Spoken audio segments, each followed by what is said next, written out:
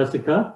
We're lucky again to have Frank Holleman, who is the president of the Naturaland Trust, which was founded 45 years ago to protect South Carolina's Blue Ridge Mountains. Frank is also a senior attorney for the Southern Environmental Law Center, which is a regional legal and advocacy nonprofit. And with that, he coordinates the coal ash work across the Southeast and monitors it and works on clean water issues. Prior to joining the Southern Environmental Law Center, Frank worked for approximately 25 years with the law firm of Weish, Burgess, Freeman, and Parham in Greenville. He's also served as the United States Deputy Secretary of Education. He worked as a chief of staff for the U.S. Education Secretary Richard Riley, and as a Deputy Assistant Attorney General in the Civil Division of the United States Department of Justice. Frank was a law clerk for United States Supreme Court Justice Harry Blackmun, and also for Judge Harrison Winter of the U.S. Court of Appeals in the Fourth Circuit Court. Frank's a graduate of Furman University, of the Harvard Law School, and the London School of Economics and Political Science. In 2010, he received the Environmental Awareness Award from the state of South Carolina. And in 2018, the Carl F. Court Distinguished Alumni Award from the Furman University Alumni Association. Frank and his wife Ann live in Greenville. They have 3 adult children and 3 grandchildren. And once again, I'm going to turn it over to Frank. And thank you again, Frank, for saying yes to us and coming to speak before us again today. Well, thank you very much for having me. It's a great pleasure to have an opportunity to talk about the work of Naturaland Trust. As Danny explained, we are a nonprofit land trust located in Greenville, whose mission is to protect South Carolina's Blue Ridge Mountains and special places in the Piedmont. And the impact of Naturaland Trust, I think, is one of our region's most kept secrets. It was founded by Tommy Weich, who is probably the person most responsible for what you see in downtown Greenville today as compared to what it was 30 or 40 years ago. But Tommy's great interest, apart from the resurrection of downtown Greenville, was to protect particularly South Carolina's Blue Ridge Mountains. And well over 40 years ago now, I think even approaching 47 years ago, he founded this land trust, which was either the first or second land trust in South Carolina. And during his lifetime, he used it to create many of the things that are probably part of the reason some of you moved here and that all of us enjoy every day. For example, he's largely responsible for the creation of Caesar's Head State Park, Jones Gap State Park, the protection of Raven Cliff Falls, the Jocassee Gorges Natural Area was his idea. And he created this concept of the mountain bridge that would go between the 2 great reservoirs of the Greenville water system. And in the course of that, he convinced the water system to put conservation easements on both of those watersheds. So, for example, if you've ever gone to the Cancer Survivors Park, if you've gone to the trailhead at Linky Stone Park, if you've crossed the bridge across the Reedy River on the Swamp Rabbit Trail behind the YMCA, if you've ever hiked the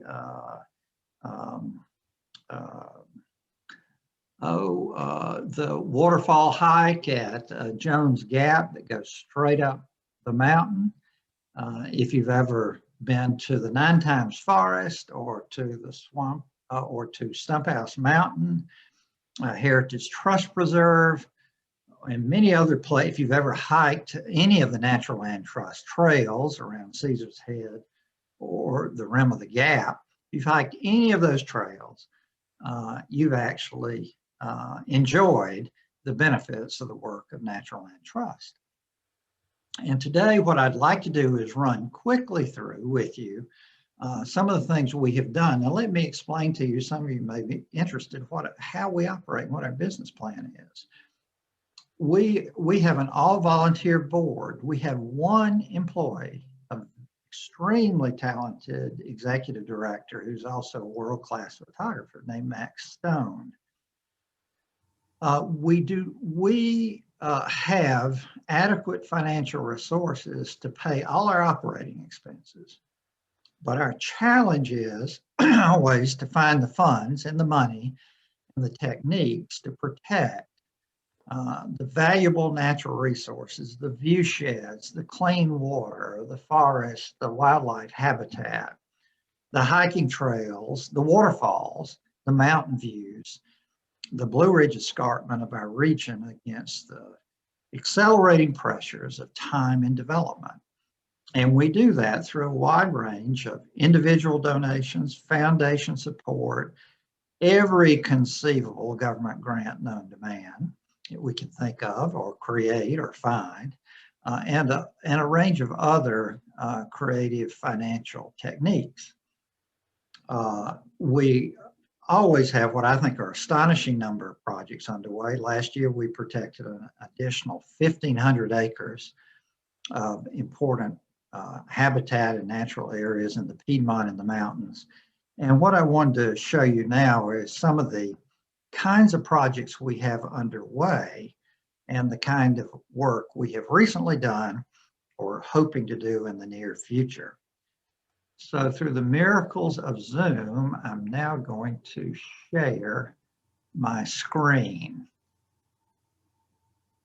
And let's see if that works this time. Now, can you all see that? Yes, okay.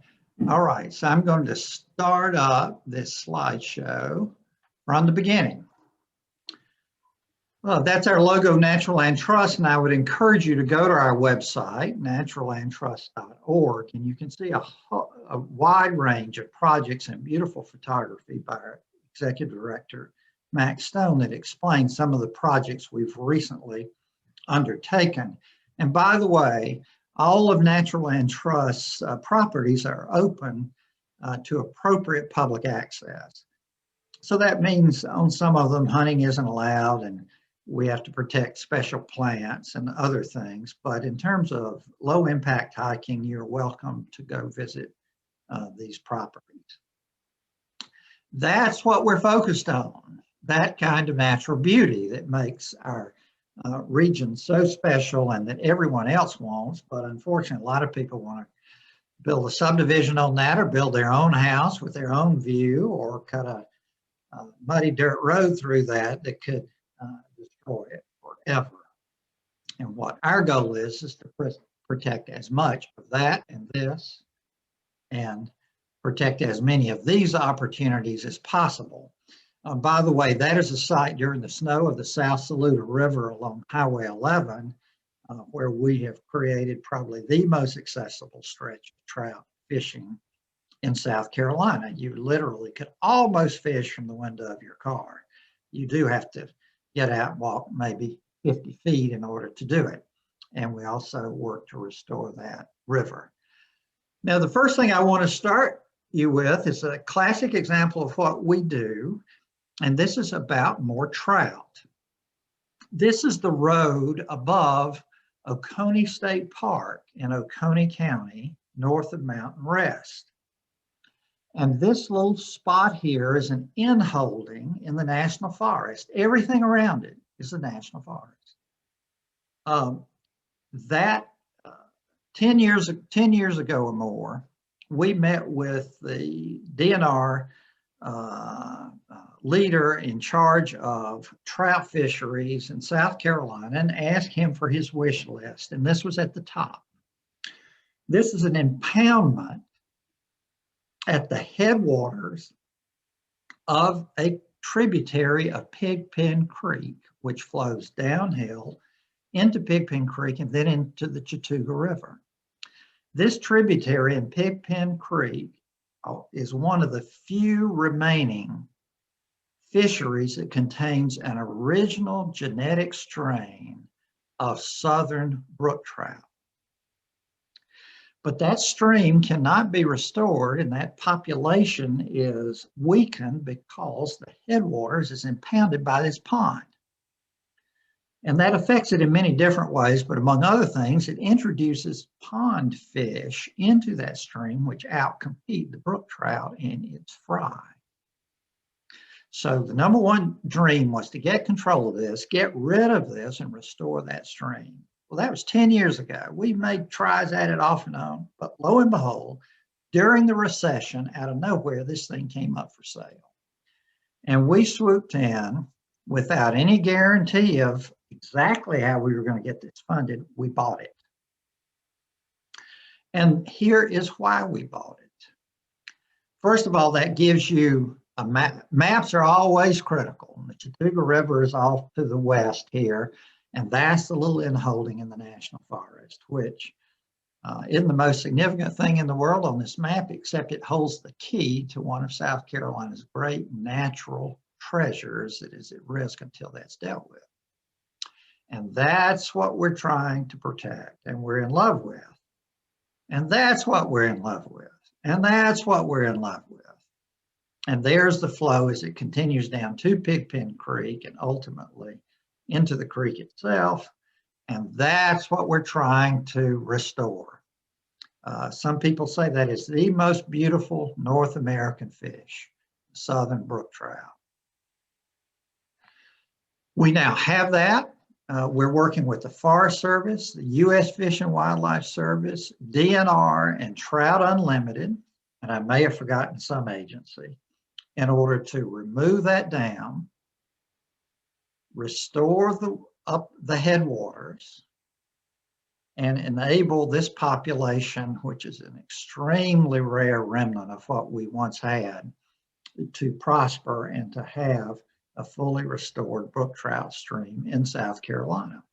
And I can say without any doubt that without Naturaland Trust, this would not have happened. We hope this will be finished in the next probably couple of years. So that's one example.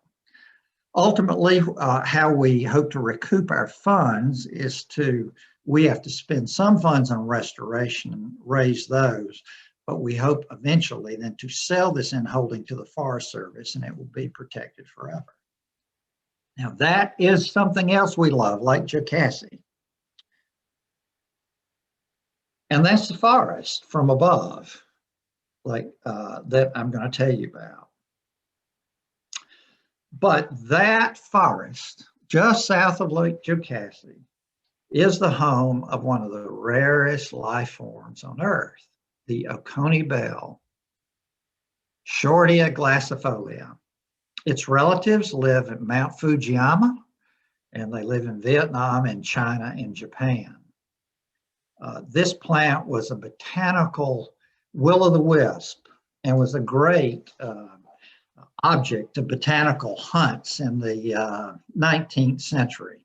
It had been discovered once by one of the original explorers to the region and then was lost to science until the early 20th century when it was rediscovered in our area. But when Lake Jocassee and Lake Kiowee were built, they wiped out anywhere from 60 to 85% of the habitat of the species. And lo and behold, came on the market properties just south of Lake Jocassee on waterways that flow into Lake Kiowee that contain these plants. That does not happen very often, and there are not many such parcels left on Earth. This gives you another idea. See all that green off to the left and to the right, other than the dog hobble, those are Oconee bells. And there is a handsome hiker exploring the area when we first were looking at it, trying to figure out what in the heck will we do. There's the Oconee bell in bloom. They will be blooming in a month or so. And you all are free to go look at them. And there's another place you can go look at them too, I can describe in questions. That's what the bloom looks like. There's another one hanging onto the bank of one of these creeks. All these sites were at risk of development. And with development, it's highly questionable that these plants would have survived. Here's some more, some of the rarest plants on Earth, but extreme populations of them. And this was my favorite. What a beautiful clump of these plants. Now I'm going to try to manipulate to get to a video that will give you a 5-minute explanation of what we did here. So let's see if I can achieve that goal of this video.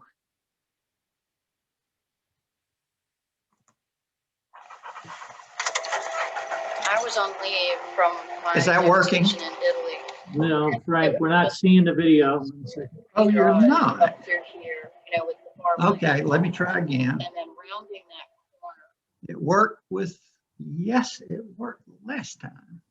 Now, why would that not work? Does anybody give me a hint on this? Just make sure that you're selecting that screen at on the bottom on your desktop selections. So we can definitely hear it. It was running, but you just need to make sure that you're switching from your PowerPoint to the video. Okay, hold on just a minute. Now, how would I do that on the screen? You can't see it now, correct? Can you see it now? I can see your PowerPoint now, but it looks like you just asked to stop sharing that screen, which is okay, because then that might allow you to open. Okay, I'll stop share this screen, and then I will pop this one up.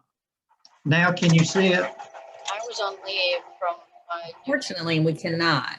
And it was just the most. All right, wait just a minute. Let me see if I can do it. All right, now I'm going to be able to do it, I think. Hold on. Can you see it now? There it is. Perfect. Drive up through here, you know, with the farmland. And then I'm going to start from the beginning so you can hear the whole thing. For the first time. I was on leave from my duty station in Italy, and it was just the most peaceful and pretty drive up through here, you know, with the farmland. And then rounding that corner and seeing Jocassee for the first time, it still gives me chills. My name is Sydney Phillips, but most people call me Sid.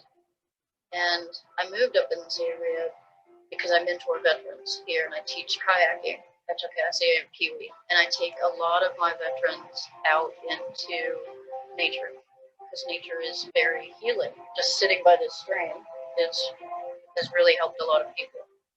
I guess I took it for granted this community was protected, and it was shocking when this for sale sign came up. So I called the realtor and said, we have to save it. And then just started calling all of the groups around here, talking to everybody. When I reached out to Naturaland Trust, I was hoping to get back in return was that I wasn't, you know, completely crazy. That there were other people like me in other organizations. And Frank said, you're with the right group, because we're all crazy about conserving land and saving it. You're with the perfect group. I cried the first time I saw those Oconee Bell leaves, and I said it out loud. You little beautiful guys are going to save this property. You're going to be what saves this property. And then I kept going through the thicket and going and crawling on my hands and knees all the way down, and just more and more and more. And I was like, oh my God, this is exciting. This is exciting. I don't think anyone really knew they were here. The way I found out about the Boone Creek property is I just had an email from somebody called Sid Phillips, who was desperately trying to save a parcel of property over near Lake Jocassee on Boone's Creek. Well, that got my attention. When Duke Power flooded the Jocassee Valley and the Kiwi Valley, we lost at that time 60% of the world's habitat of this planet. 60% in one fell swoop. One thing that's interesting about Oconee bells, most of those plants are genetic clones of mother plants somewhere in that vicinity. And that's a problem, because it means there's not a lot of genetic diversity. So now here's this plant confined to the Jocassee watershed, and it can escape. There's no genetic diversity coming in from the outside, and it's kind of in a death spot. So it may well be that these plants, as we experience climate change, things become warmer, we get more rapid and dramatic changes in the environment. It may be that genetic diversity in this population in Boones Creek and Kenny's Creek that saves the entire species. It really falls upon nonprofit organizations like Naturaland Trust and those who support them to fill in that gap. Otherwise, we lose it all. And I honestly believe that future generations, looking at the situation, would say, now, let me get this straight. You had an opportunity to save these plants, which may well be the salvation for the entire species, and you didn't do it. I don't know what else I can do, but I have no shame right now. I'll do it. I'll harm to anybody. I'll do whatever it takes. I went through myself with a lantern, and did an inventory of what I'm willing to give up. The home I just bought, my Wagoneer, which was a dream car, everything that I've built, my savings, it's important that we save this. What if I told you that last night, Naturaland Trust Board voted unanimously to purchase the property and protect it forever?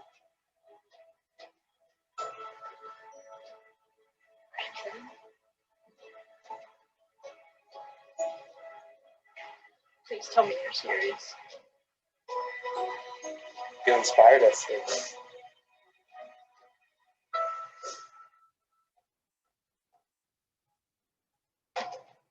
I'm stunned at what you just said. It's a dream. I'm waiting to wake up. I'm really waiting to wake up right now. I've even emailed the new lottery with a lot of my veterans out into nature, because nature is very healing. Just sitting by the Let me stream stop. has really helped a lot of people. I guess I took it. So let me get back to my PowerPoint.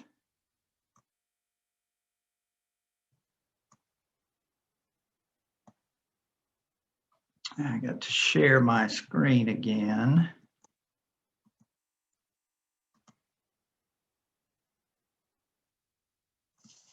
Zoom from, no, I don't want to do that. From current slide, escape. Aha.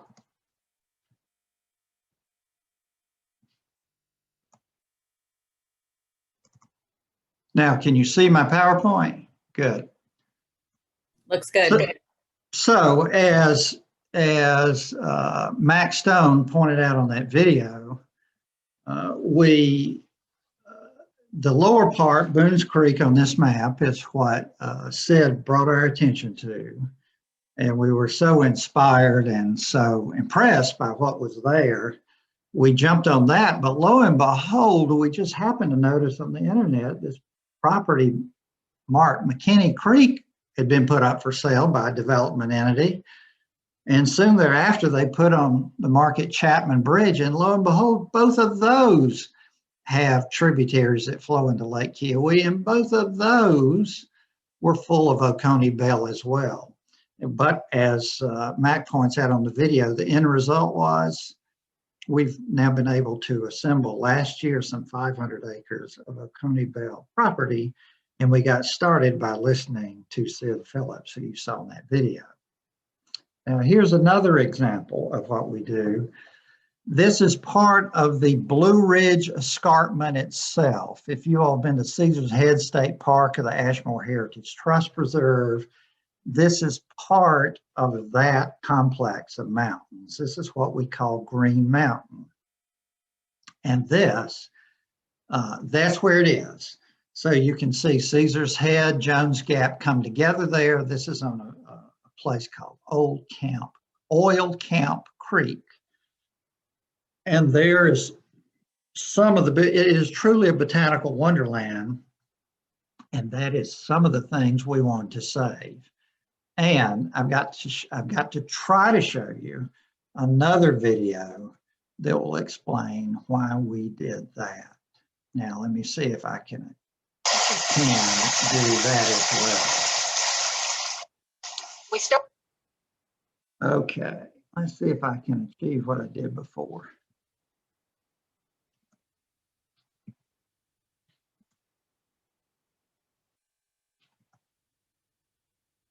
Since I've now learned better what to do. Now, where is that video? Wait just a minute.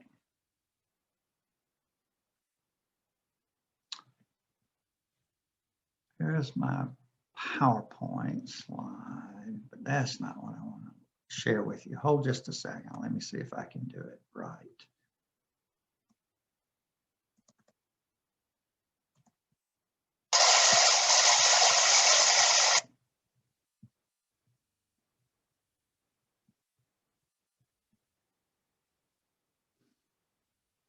Oh, I'm afraid I can't do this one. I can't find it. It's not showing up for some reason on my screen. So I'm afraid with time available, I'm not going to be able to figure out how to do that. Unless I'm give it one more try and then I'll proceed ahead. Oh, I know what I've got to do. Stop share that. Then I've got to call this up. Stop it. Go to here. Share screen.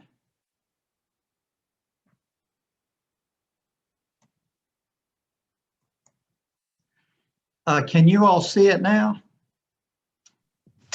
Okay. We started off wanting just a little cool spot in the mountains, and we saw a land for sale sign down at the end of Oil Camp Creek, and we came and investigated it, and we fell in love with it. We didn't know it was going to be 145 acres, so that was a little overwhelming. I'm Betsy George. I'm David. And we live on Oil Camp Creek Road. Just outside of Marietta, between Jones Gap State Park and Cedar Head State Park. I think one of the deciding factors for us to purchase the property, because it was more than we intended to, was a realtor said that she had someone lined up to cut the timber. So we stretched ourselves and our resources to purchase it. So we decided that perhaps the best way to do was put it in a conservancy where it would be protected for a long period of time, and everybody would get to enjoy it the same way we have and see the beauty of it, and it wouldn't be one more scarred up mountain with the trunk left sticking out of the ground. Green Mountain is just absolutely, it's just unbelievable. There are so many different places on Green Mountain that you can go to. First of all, there's Gorgeous Creek that runs right along the edge, and it's full not only of trout, but all these neat little fish. I don't know how many different kinds, shiners, chub. Then you cross the creek and you go up the side, and the first thing I think I noticed was the running pine, and it's just all over, and the big tall trees, and it's cool. And in the springtime, there are so many spring ephemerals, just full of trillium and phlox and lots of different beautiful flowers.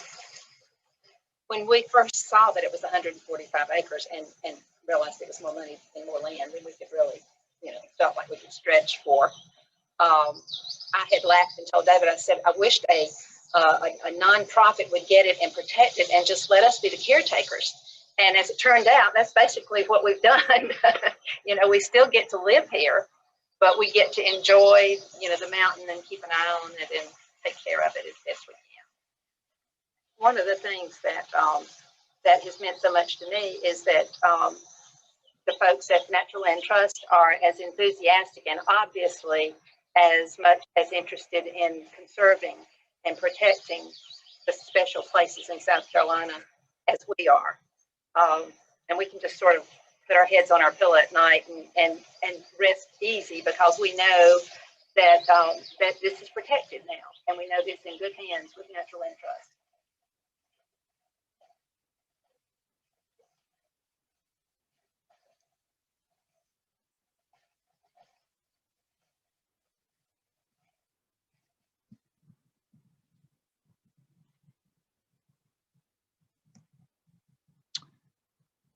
Okay, so I'm now going to go back to my screen, I hope.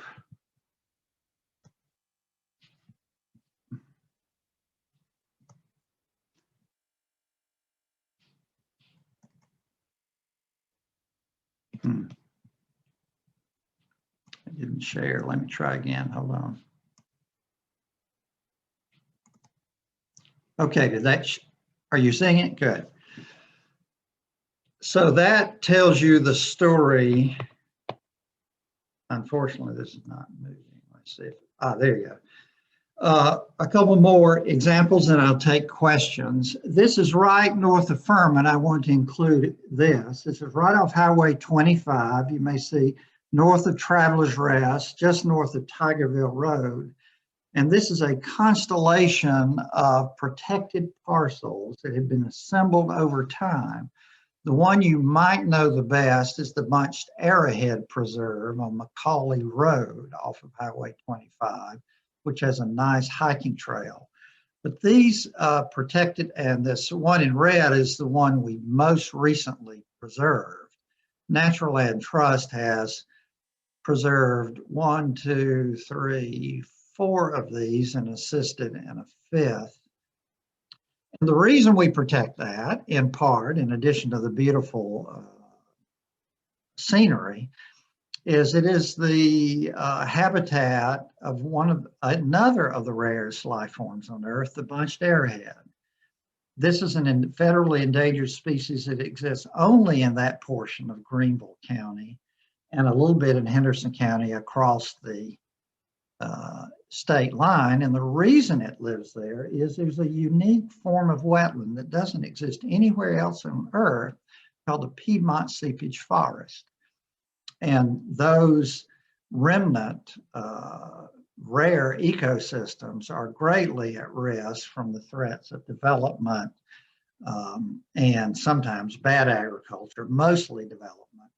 And we have stepped in over the years with DNR and with the Fish and Wildlife Service and with individuals to protect this plant.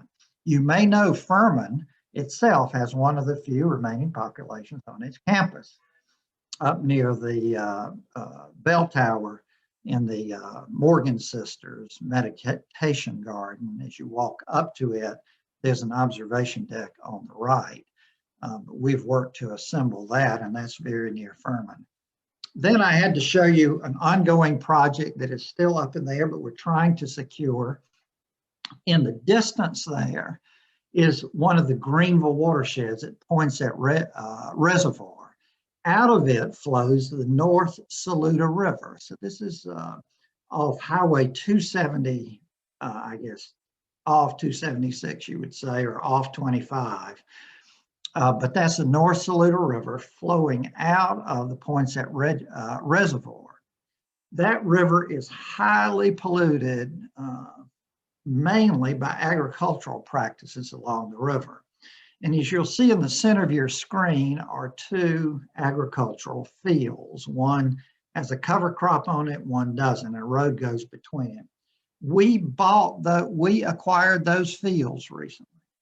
And we acquired them for 2 reasons. One, to help protect the water quality of the North Saluda. We're part of a big partnership to do that. And one of the roles we play is to conserve eroding and polluting land. And that site had a great runoff into the North Saluda last year. But in addition, there's an attempt now by DNR, Greenville Water, us, and with the help of REWA and others, to create a new trout fishery in Greenville County. And that's conceivable here because the water that comes out of the Poinsett Reservoir can come out of the bottom and is very cold. And the North Saluda historically may have had trout in it anyway. And so we also wanted to acquire this property to foster that trout reestablishment of that trout fishery. It would be the first time in years and years and years a new trout fishery had been established in South Carolina. But we had just jumped off a cliff, and you see the mountain overlooking it, overlooking those on the left as you look at the screen. We just signed an option to buy that. As you can see, right behind you is the Blue Ridge Escarpment. A lot of that is protected as part of the Greenville watershed. A lot of it is protected by the state parks or other things, but some of it isn't, including that mountain whose water flows through along that road, out of the mountain into the river. And that will give you an idea of why we want to protect. That's a picture of the granitic outcroppings in that site in the fall. And there's another picture from the site looking down to the river with that beautiful mountain. When our executive director hiked up there, he said he saw the biggest bobcat he has ever seen. It looked more like a lynx than a bobcat. So what I hope I have done is quickly inspire you, show you the importance of what is at stake every day through the pressures of time and development. If we don't do it, if we don't protect it, it's lost forever. This is not something you can redo. And fortunately, not all of our precious natural resources in our landscape have been destroyed in the last 300 or 400 years, but we run the risk in the next 10 to 40 years, the people on this call and our children will finish the job of destruction or carry out a mission of protection of these great resources. So thank you for listening to me, and I'll be glad to answer any questions. Well, thank you, Frank. That was a wonderful presentation. And before you know it, you're going to be a Zoom expert. And I know that's not what you want to do. None of us do. One of the questions is for you is, please discuss the relationship among Naturaland Trust and other organizations like Upstate Forever, Nature Conservancy, and whatnot. How do you? Sure. And that's a good question. We have a very defined mission. Now, by the way, I support all those organizations. I'm a conservation addict, so I support them all. They do great work. We have a very defined mission, first of all. We work to protect South Carolina's Blue Ridge Mountains and special places in the Piedmont. What we do is we actually physically acquire those places, or we help other agent conservation entities do so, such as the Forest Service or DNR or the state park system or county park system or city park system. So we actually, and the properties we acquire are generally open for public access. What we do not do is we do not hold conservation easements. Conservation easements are, let's say I own a farm, I want to protect it forever. I can arrange with the conservation organization, hold an easement on my farm. It will never be developed, but I continue to own it just like as I did before. Nobody has any right to come on it. That's what Upstate Forever does. Upstate Forever does not acquire property. And it doesn't play the central role in helping other agencies acquire property. But what it does do is an important role, and that is it will hold perpetually the easement on a property to assure it's not developed. So many of our properties are covered by conservation easements held by Upstate Forever. And if we transfer a property to the government, we like to have an easement on it held by Upstate Forever, because you never know what the government might do in 5 or 10 or 15 years. We've never had anything like that happen, but it's good to have an extra protection. The Nature Conservancy does do work in our area, but as you probably know, it's an international organization. It does work in South Africa and Zambia and Tanzania and Tajikistan and China and California and Florida. It does do work here, but it does work in all of South Carolina, and it has a role here, and it's done some great work here, and we've worked with it here, and we've helped it do acquisitions here, but its sole focus is not here. And the other distinction is I'm a big believer in environmental advocacy groups. In fact, I work for one. But in general, Naturaland Trust is not the advocacy group. We're not the ones to go to meetings and hold up signs normally, unless something's impacting one of the properties we own. We're not ones to lobby the legislature over toxic chemicals. That's the Sierra Club does that, or State Forever does that. Southern Environmental Law Center might do that. Naturaland Trust, our focus is clearly defined to protect the actual landscape and natural resources of the Blue Ridge Mountains of South Carolina and special places in our Piedmonts. That is our defined focus. And as a result of that, we have almost no overhead. You know, it takes people to do all those other things. All those other things are very important. But we have one employee, and our focus is putting the resources into locking these properties down for protection and making them open for appropriate public use and appreciation. Okay. Another question, are there petroglyphs on the Naturaland property? Have they been recorded? And I'm adding to it, if there are there anything that would let people know where they are so they could be viewed? My guess is there are, but not to our knowledge. We are open to acquiring petroglyphs. If people can, if anyone ever knows any that are at risk, and we are open to acquiring sites of historic or pre-European significance. For example, we acquired the site of Oconee Town, which is the Cherokee village after which Oconee County is named.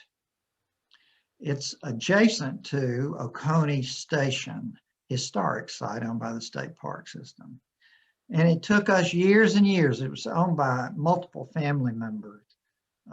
And that site, by the way, after the Creeks ran the Cherokee out of it, it was once a campsite where every famous hero of the American Revolution camped there, but as part of the British Army during the French and Indian Wars at that village site with the Creeks. But we acquired that and conveyed it to the state park system, and in fact had a dedication ceremony that was attended by the chief of the Eastern Band of the Cherokee. And we received a wampum belt as a gift from the Cherokee Nation in Oklahoma for protecting part of what they call back home. So if anyone knows of sites of pre-European significance or prehistoric significance that might need to be protected, we would look for a way to try to do it. So keep your eyes open. But to my knowledge, no, the odds are yes, but we just don't know whether. Okay. From Sue Tamsett, she wants to know what we can do to protect our lands and rivers in addition to donating funds. Well, the number one thing you can do is to contact your elected officials so that the government will put money towards doing that. One of our principal funders is the South Carolina Conservation Bank, and that is dependent upon funding by the legislature. So letting your legislators know that is important is very significant. Recently, the Greenville water system made a grant toward protecting those Oconee Belt sites because those waterways flow into Lake Kiowee, from which we get half of our water. So thanking the members of the commission would be significant. And also letting our members of Congress know, you may know the Land and Water Conservation Fund, fortunately, was recently reauthorized and funded. And it would be important that members of Congress know that that their constituents think it's important to protect places like this. And the other thing would be keep your eye, join these advocacy groups like Upstate Federal or the Sierra Club, and they send out periodic emails to let you know, hey, you know, there's a risk that something may be built or something may be done that will cause significant pollution of a waterway or will cause the loss of a great natural resource. In fact, we've succeeded, for example, in blocking 3 intensive developments in that bunched Airhead area above Furman near Travelers Rest, and that involved a lot of public outreach. And one of those sites became part of the Blackwell Heritage Trust Preserve.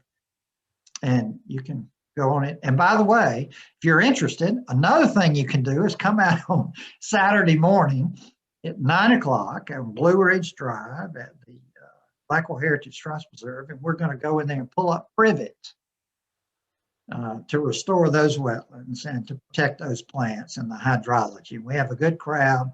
You get good exercise in the open air where you don't have to wear a mask for a little while because we've separated from each other, and you can stay as long as you want. You don't have to break your back. You don't have to overstrain yourself, but you can do as much as you want. We'll be there on Saturday morning at 9 o'clock. And you can come after 9 o'clock. We'll be gone by noon. Frank, would you send an email to Jessica and she will put that in our Ollie notes? And well, I'm sure with the close distance, you'll get some volunteers from our group. Good. Perfect timing with all this rain. It's going to pull up very easily for everyone. Yes, it's supposed to be very pretty weather, but it is supposed to be cold, not below freezing, but cold. So well, be then prepared. They'll have to work hard to stay warm and get it done quickly. Right. And I'll show you a bunch of Airhead. All right, terrific.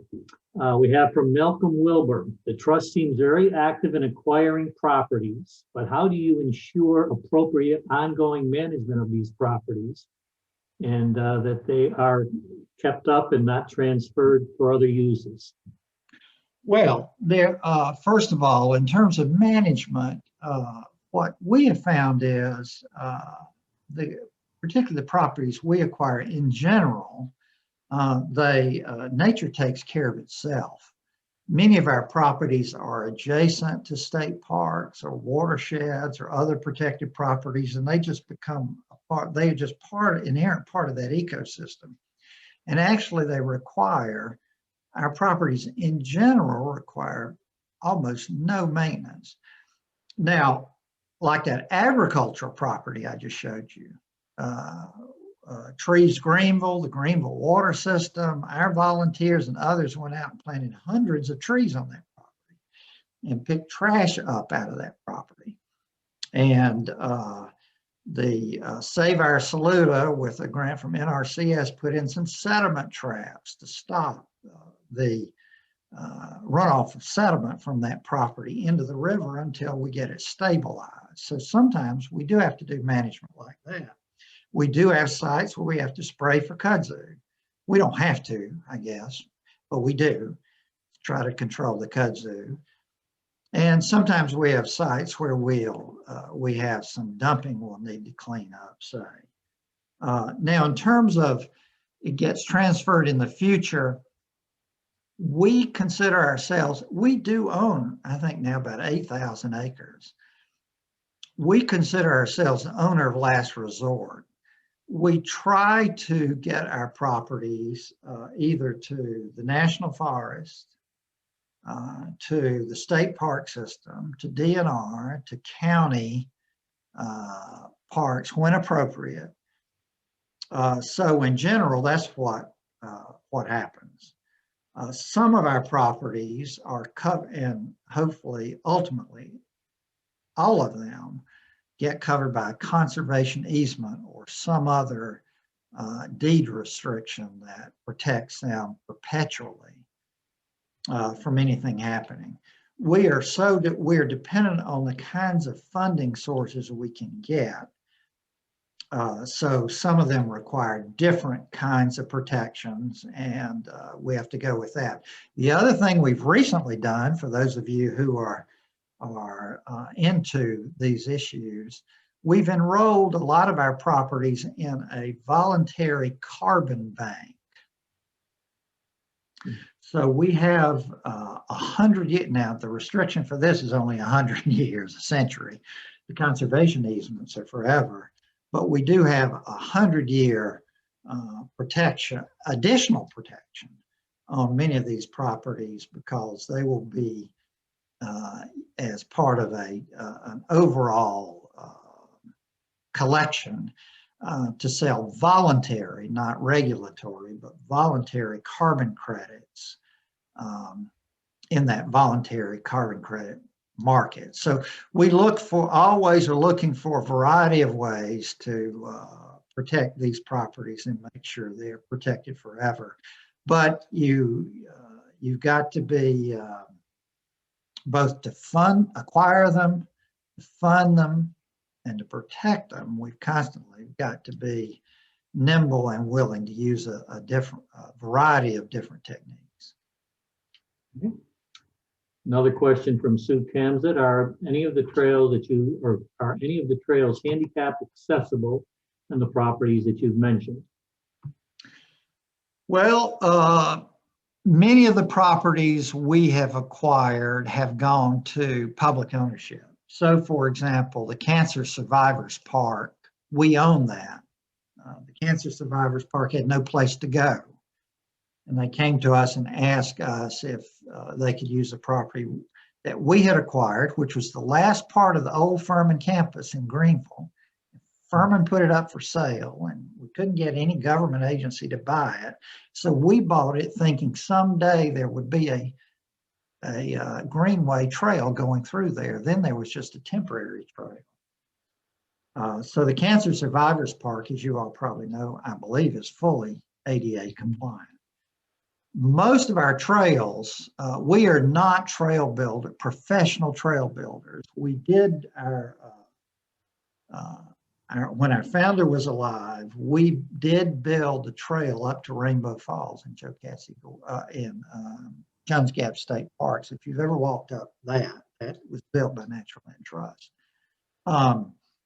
So the trails we have in general are old logging trails, or utility access roads, or trails that somebody has built one time or another. Tommy did hire a lot of young guys for 20 years or more who went up through the mountains and built those trails to Caesar's Head.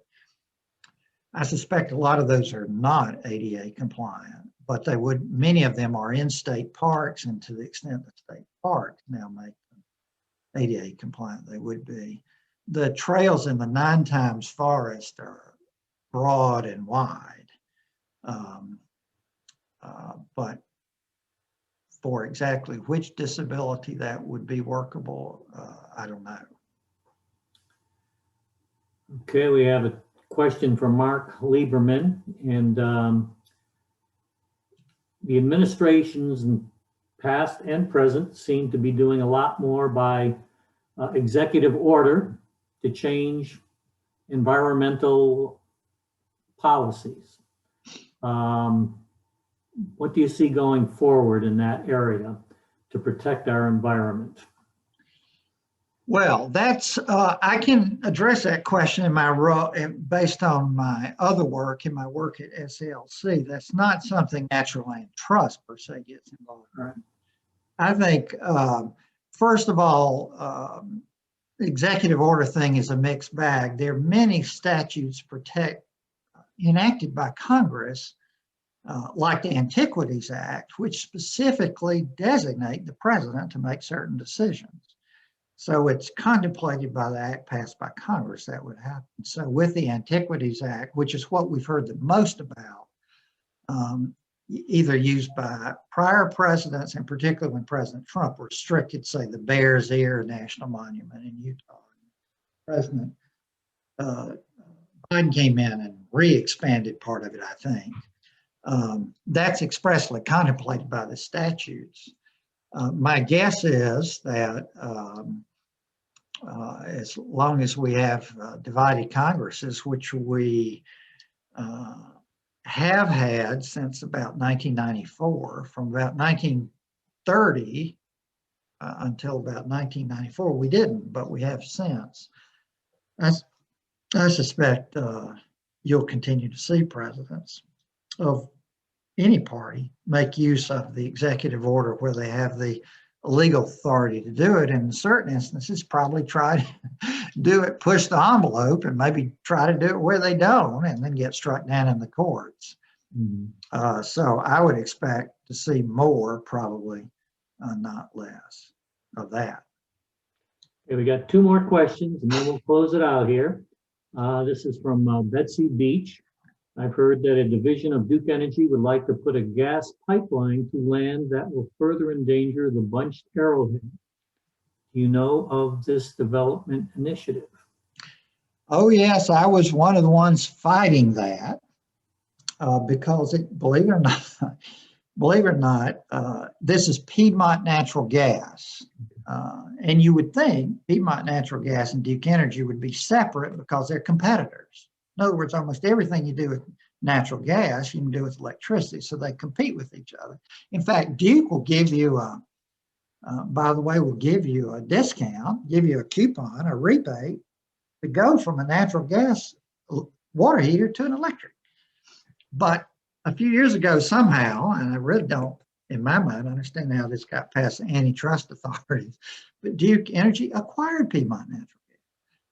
And so it proposed to build recently a natural gas pipeline through that very bunched Airhead area. In fact, initially, they wanted to put it through one of Naturaland Trust properties. That's how I heard about it. But we ended up, SELC, where I work in upstate Favre, and a great group of local neighbors, as well as people generally concerned, came together to fight that pipeline extension because it would go right through the heart of this, what remains of the Piedmont seepage forest landscape and habitat. And after there was a huge hoorah, Piedmont Natural Gas announced it was withdrawing the proposed line, but it has not yet said it has withdrawn the idea of doing it at some point in the future. It just says it doesn't have any immediate plans. So we have to be very vigilant in watching for that, and instead encourage Duke Energy to provide electricity. Instead of having its subsidiary cut a big line through there. So we're actually trying to help out Duke Energy while we're fighting its subsidiary. It's an unusual situation. Crazy time. Well, Frank, Yep. we're out of time. We have to be done before 1:30 because some of us have to go to other classes. As usual. If I could just say one thing, go to our Sure. website and look at those maps, beautiful photographs, and you'll get a better idea of what we do, and go out and walk and enjoy some of it. The honey bells will be in bloom in a month. So you have a chance to look at them.